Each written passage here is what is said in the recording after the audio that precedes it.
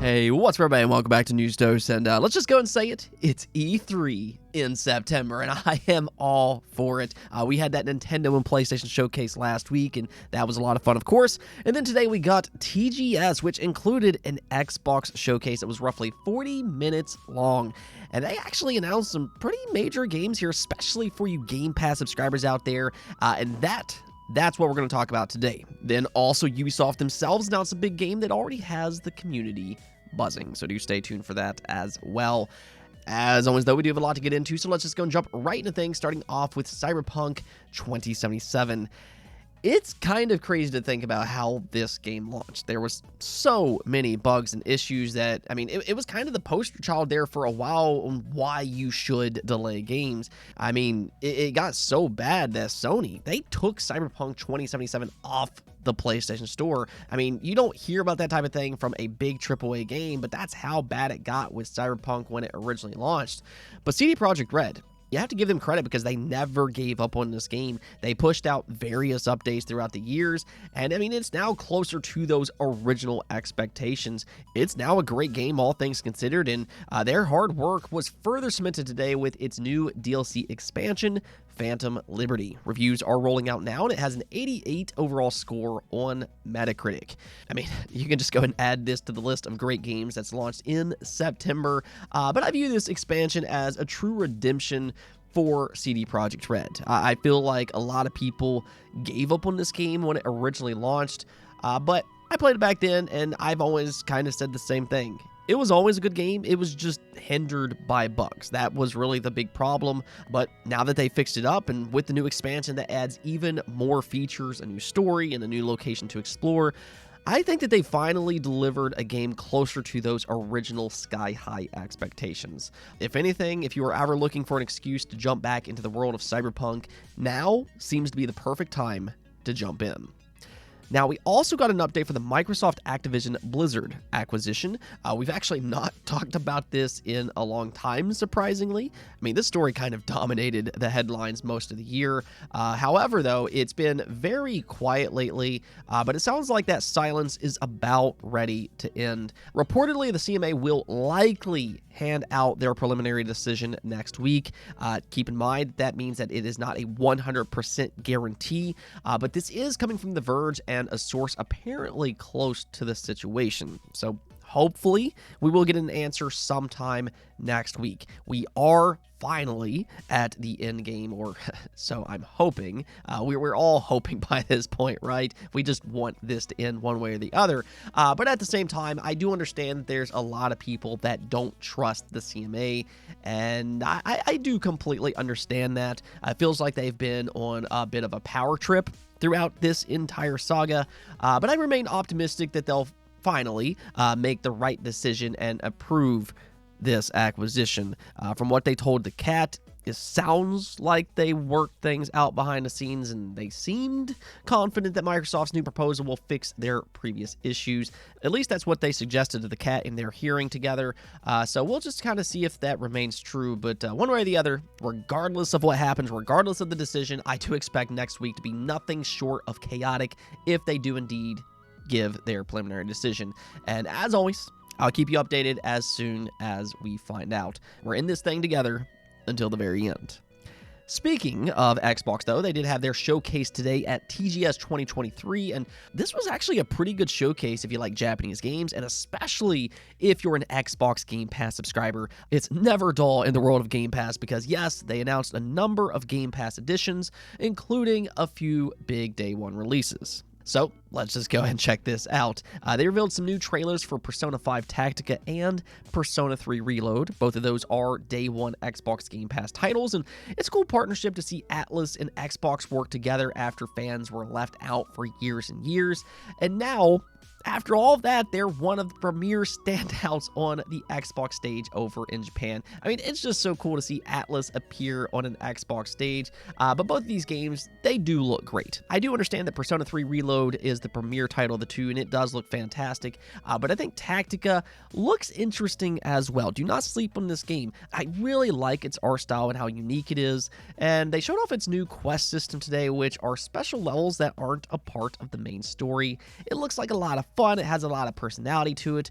And Persona 5 Tactica is due to release on November 17th, and then Persona 3 Reload will be out next year on February 2nd. Again, both these games will launch directly into Game Pass. You just gotta love it. That wasn't the only big Sega series to make an appearance here, though, because Yakuza fans, I'm a part of that group as well, and yeah, we have a lot to look forward to. This series has been a big part of Game Pass over the last few years, with every mainline entry available to subscribers, and that will continue on with a couple more games. Like a Dragon Ishin, which released earlier this year, is headed over to Game Pass sometime in 2023. We don't have an exact release date just yet, but this is a spin-off to the Yakuza franchise set in the Edo period. It has a different setting than what you usually would expect from this franchise, but it has that same high bar for quality. It does have an 81 overall score on Metacritic, and it's quietly one of the better games that's released this year, especially if you like single-player story-driven games. Truthfully, though, I mean, this year has just been crazy. That's not all, though, because Like a Dragon, The Man Who Erased His Name, is also coming over to Xbox Game Pass day numero uno. This game is set to release on November 9th, and it follows Kiryu, once again, being the original protagonist. I'm sure a lot of people will be thrilled to go back and see some more of his story. It more or less, though, is what happens between Yakuza 6 and the newest entry, Infinite Wealth, which releases next year on January 26th. Yeah, like I said before, you Yakuza fans, you all are feasting right now, and apparently that includes Game Pass subscribers. These are legitimately great additions, and if for whatever reason, if you haven't played these games already, I do highly recommend them. I stand firm in saying this, but the Yakuza series is without a doubt among the very best single-player experiences that you can play. No doubt about it. Though, if you are going to jump into the series for the first time, I do recommend starting from the beginning, which is Yakuza 0. Another surprise Game Pass release, though, is the Ace Attorney trilogy. This will actually be out later this month on September 26th, which is kind of crazy. This month was already stacked for Game Pass games with games like Starfield. I mean, you have Lies of P, Payday 3, that just released today. There's also Cocoon on the 29th, and now you also have the Ace Attorney trilogy on September 26th, which technically adds 3 more to the list. Yeah, I mean, I said it yesterday, but this legitimately might be the best 2-month stretch in Xbox Game Pass history. Just absolutely crazy. Now, they did also announce Apollo Justice Ace Attorney trilogy. This is the second trilogy, and it's heading to all platforms, including Xbox, on January 25th. And this is big news because these games were stuck on the 3DS. With the eShop closing earlier this year, it's great to see these games make a comeback and get revived. They are great games. Again, they will be out on January 25th of 2024. The last Game Pass game here, though, was the highly anticipated Eiyuden Chronicle 100 Heroes. It got a new trailer, and it continues to look absolutely beautiful. Now, if you're not aware of what this game is, this is a spiritual successor to Suikoden 2. I mean, just look at the visuals. It's a stunning game in motion with that HD 2D appearance. I love the art style. It's just so timeless. But for you Suikoden fans out there, because I know a lot of people view that as an all-time great, here you go. It will be out on April 24th, including, yes, a Day 1 Game Pass release. So we can finally mark our calendars for the long-awaited Eiyuden Chronicle 100 Heroes. Even beyond Game Pass, though, Xbox had some other big announcements as well. That includes a new Square Enix game. Here recently, Square Enix vowed to bring more games over to Xbox, and that's exactly what they're doing. Octopath Traveler 2 is now slated for Xbox sometime in 2024. I mean, honestly, it never really made sense when they skipped Xbox in the first place, just considering the original was a Game Pass title, but it's better late than never. This is quietly another standout 2023 game, and truthfully, it's just one of the better modern turn-based JRPGs. So this is a great Xbox port. Big announcement here, and definitely do not sleep on this game if you like JRPGs. This is a must-play for the genre. Then Palworld also got an Xbox announcement. When this game originally got announced, it garnered a lot of attention because it's like Pokemon with guns. It's a weird-looking game, but the visuals do look great, and I mean, I don't know. It's one of those weird games that might turn out to be a lot of fun, and it is now coming over to PC and Xbox sometime in 2024. So yeah, I mean, this was a good event all in all, and there were some other announcements here as well. Ori is coming over to Party Animals. Wolong Fallen Dynasty, that's another great game that released this year. It is getting DLC later this month. Suda51 is releasing a new Xbox game in 2024 titled Hotel Barcelona. It's a unique 2.5D slasher. He always makes very unique games. The Elder Scrolls Online is finally coming over to Japan, so that's pretty cool, and yeah, I think Xbox did a good job at TGS. They've really put in a lot of work this generation to improve their Japanese support, and I think showcases like this really shows their effort. Now, another big announcement made today, though, came outside of TGS because Ubisoft just revealed they're officially making The Division 3. Now, here's the thing, though. Before you get too excited, don't expect this game anytime soon. They just announced its executive director, which is actually the mind behind the first two games as well. That's going to be good news there. But it sounds like development's not going to fully start until Star Wars Outlaws is completely finished up next year. Then after that, they'll start on The Division 3, and I mean, with that, you're probably still talking years and years away. You know, big AAA games, they take a lot of time to make, as we all know. So, you know, you might as well just go ahead and sit tight for this one. But this is still big news for fans of the series, and it does sound like they're positioning The Division 3 to be a long-lasting game when it does eventually release. One thing that they said was, quote unquote, we may have over 40 million players, but The Division is still in its early years as a franchise. There are so many incredible stories to tell, places to explore, and people to protect.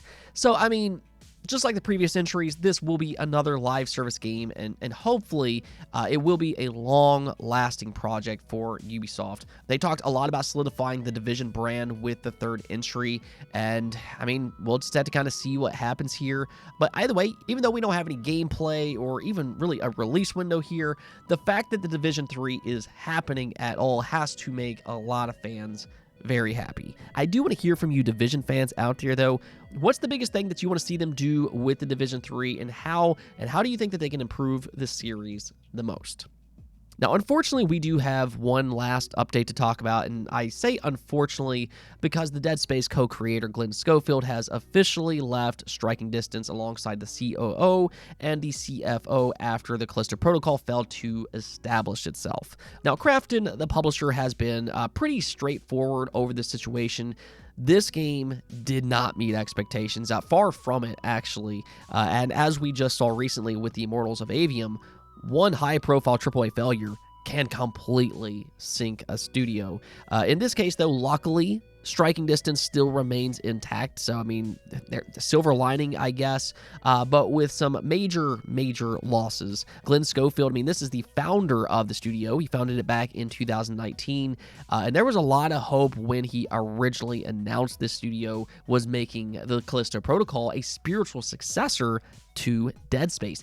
Fans had wanted a new Dead Space for years. EA sure wasn't doing much with the IP at the time, and here was finally our chance, but it just didn't play out that way. Instead, the Callisto Protocol launched with some issues, and not everybody loved its combat. It was a little polarizing up on release, so expectations just weren't met with this game, and with that, Glen Schofield has now left the studio. I think that that's such an unfortunate turn of events, though. I know the first game didn't meet everybody's expectations. Not everybody liked it, but I was really hoping that they'd get another chance at it with all the feedback that they now have, and really get a chance to perfect it with a sequel. I mean, I guess they can still do that. It just won't be led by Glen Schofield, which, you know, that's a huge departure.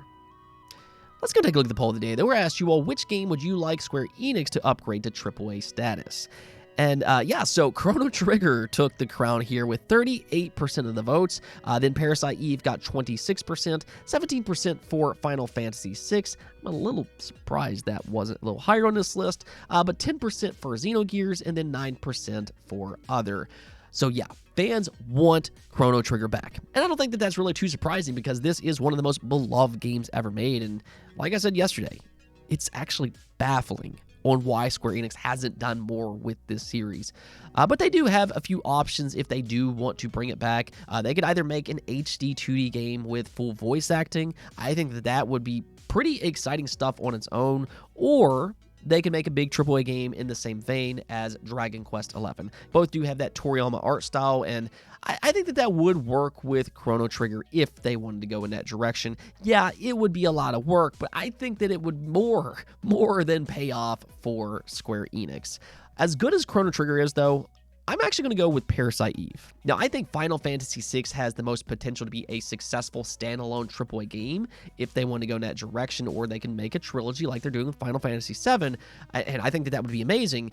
But Parasite Eve, this is the one that I have my eye on just because I think that it has a lot of potential, not as just a standalone game, but for an entire franchise going forward if they want to. I think that this would make a great modern AAA franchise, not just as a remake or a reboot, but I think that they could consistently make games around this series similar to what Capcom does with Resident Evil. Don't just focus on one game, but the long-term future for something like Parasite Eve, I think, would be very bright if they wanted to go in that direction. Also, it adds diversity to Square Enix's portfolio, and I think that that is very much needed.